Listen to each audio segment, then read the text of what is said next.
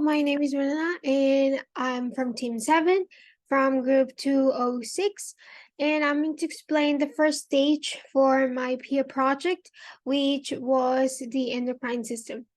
For the endocrine system, we first needed to make a research about our body system. In this case, as I said, the hormones and endocrine system. This in order to know a little bit more about the system and problematics that it can happen or can develop through the years or just by some failure in one organ or gland. As we started to get research and get information, we started to get more knowledge about the system. But when we realized that there were a lot of diseases and a lot of problematics that could appear in the system, we started to know, or we started to notice that one of all of them, it was pretty intense. And what do we mean by intense? Well, what we mean by intense, it means that hormones were not produced in control, and they were producing a lot of more hormones that they needed to be. So we discover hyperthyroidism. Hyperthyroidism is a disease that it happens in the thyroid gland. It means that it produces too much thyroid hormones, that these ones are going to start to get the human to feel bad, gaining weight, losing weight, having sweat a lot, also to get a lot of nervousness. I'm sorry. Your heart rate get like really fast, and you don't feel really well to perform normal activities or daily activities. Now, how did we identify these happened in the where in the endocrine system happened? Well, we identified these because we saw the structure of the endocrine system. We saw that we have the pineal gland, the hypothalamus, pituitary gland, thyroid gland, the thymus, pancreas, adrenal glands, kidneys, the testes in males, and the ovaries in female. That's all the hormone system in the body. Now, when we started to research about the hyperthyroidism, we located that this one was in the thyroid gland. The thyroid gland is located in the neck.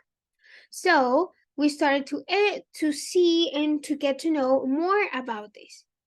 We get to know all the parts that were necessary to know in the endocrine system, such as the hypothalamus, the thyroid, the pituitary gland, the adrenal gland, the kidneys, and even the testes and the ovaries.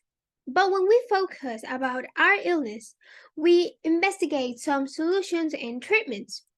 We got into some solutions that were like regular exercise, avoid mainly exercise of intake sugar products, also follow correct sleeping hours, is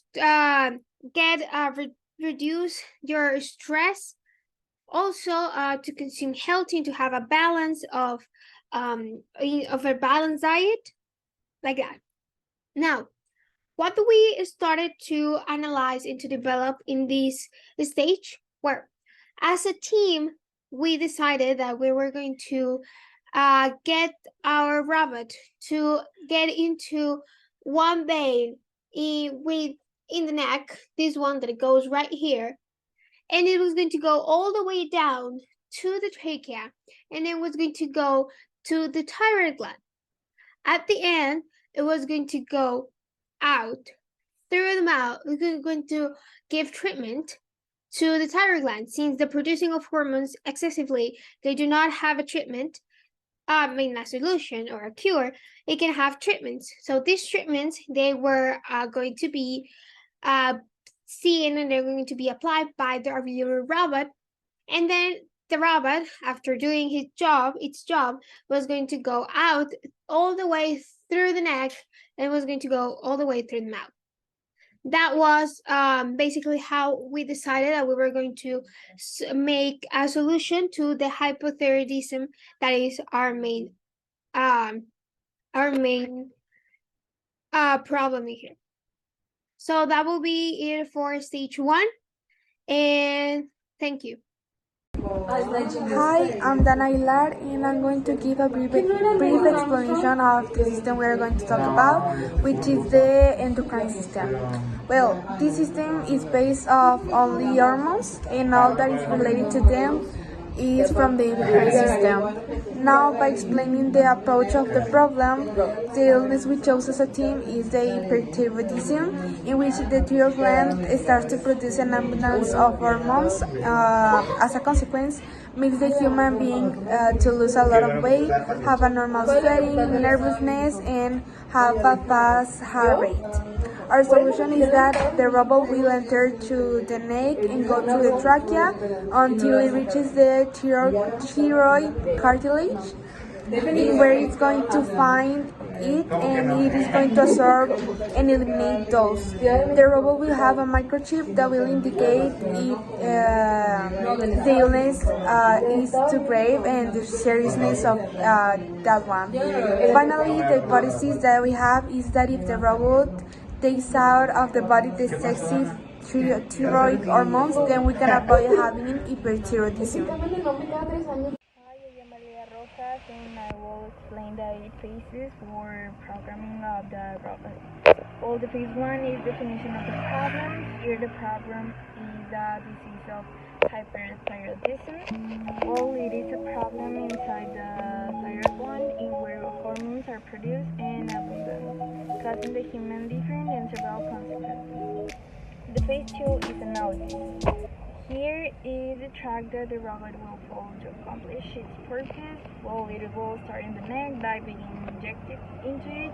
Then it will travel down from a vein, arriving to the thyroid gland. Once it gets there, its main objective is to give the problem a treatment, which will control the producing of hormones. Afterwards, in order to the robot find the way out, it will go to the trachea and get to the exterior by the mouth. The phase 3 is design. In this third stage, we started to define and design all the instructions the robot is going to follow. The phase 4 is coding. Here we started to check and test if the indications or instructions that we create in the phase are correct. The phase 5 is debugging. After translating the instruction into commands and working with logic, problems that needed to be solved appear. However, instead of bothering our idea, actually led to understand and solve them, causing an update in the program. The phase 6 is implementation of the program. Finally, we tested had been run several times and the program has been installed. The commands in logic are collocated in the correct order, and with the right timing, our robot can achieve its objective and trade the emails inside the body system. The phase 7 is maintenance of the program. After finished to check if the logic gave the right indications and the robot followed them successfully, it's time to review if the system can be more effective by adding or removing some instructions. In the case, what we could add is a little more time in the first turn the robot made after entering from the neck to be correct. And finally, the phase number 8 is the communication, that is all the indications correct, all the procedures correct. Thank you. We did in stage 4 in the subject of robotics was to program the remote control with the robot. It seemed to be really hard, but it turned out to be really easy. We just needed to make in the logic use the block of RC remote, and in the button that is on the top right, we needed to select the port, which is the one related to the robot. If you don't have the correct port, it won't work, so you needed to check that thing so the program will work. And we also with that needed to select the button that we needed. There were 8 buttons, 4 in the left side and 4 in the right side. And well, yeah, it turned to be really easy, and we needed to make 2 things. The first one was the race, which for me was really easy to do, and the fourth was the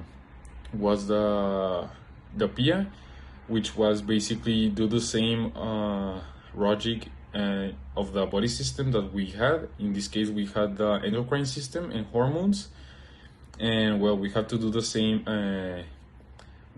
like process we did in the third stage, and turned out to be really easy.